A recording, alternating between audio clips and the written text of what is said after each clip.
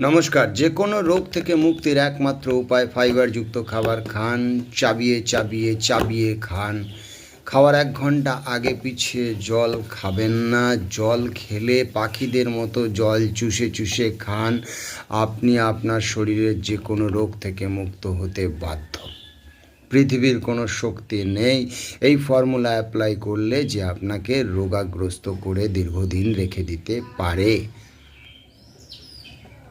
তাই ফাইবারযুক্ত খাবার খান। প্রকৃতির নিয়মে যেগুলো কাঁচা খাওয়া যায় সেগুলো কাঁচা চাবিয়ে চাবিয়ে চাবিয়ে খান এবং খাওয়ার 1 ঘন্টা আগে পিছে জল না খেয়ে জল পাখিদের মতো চুষে চুষে খান। আপনি সমস্ত রোগ থেকে মুক্ত হবেন, এটা আমার চ্যালেঞ্জ, আমার গ্যারান্টি। এবং সামনাসামনি হলে আপনাকে আরও বিস্তর বোঝাতে পারবো।